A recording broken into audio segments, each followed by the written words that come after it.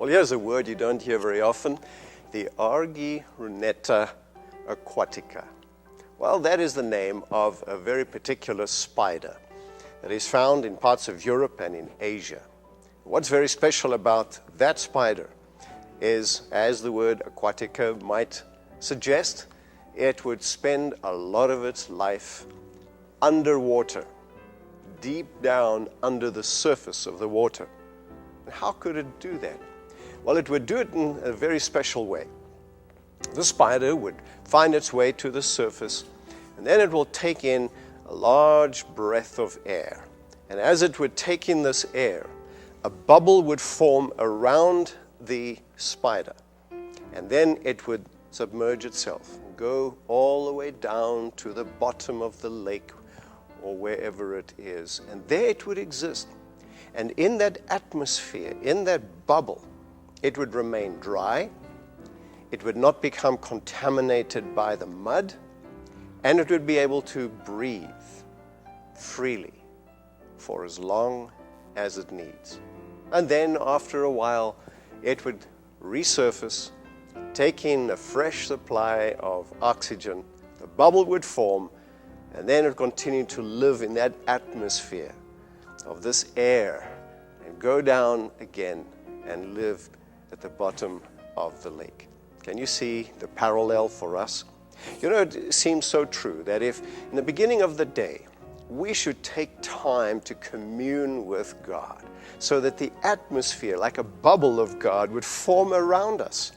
It is not just the quick gulp of air and then go down again like we would sometimes do when we are swimming and doing some underwater swimming as well. We would come up, gulp some air and go down again. No.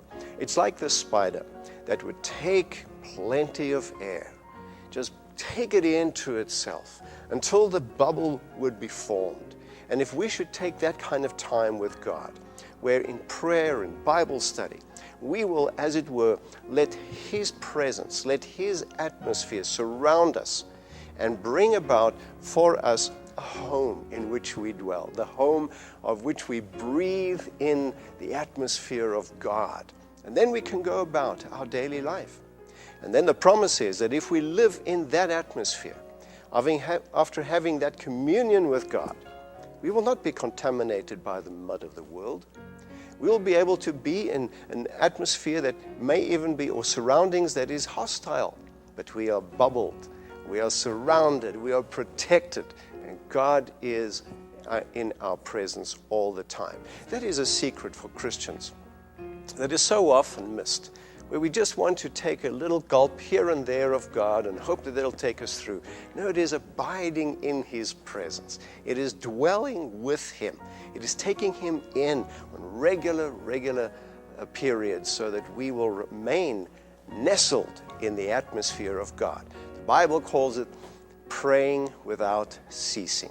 That doesn't mean that we have to be praying constantly in a sense that we are saying the words and doing nothing else but concentrating on a prayer. No, we are living in the atmosphere of God. My desire for you is that you will so experience God every day that nothing, no matter what atmosphere you're in, no matter what surroundings or circumstances you're in, but you will be protected by the bubble of God's presence, uncontaminated by the world. Always a fresh supply of God, filling your mind, filling your heart, and keeping you in perfect peace. If you'd like to know more about the Fletcher Adventist Church, you can go to our website, to fletchersda.org. You'll find out that our purpose is to lift Jesus up and to love people in.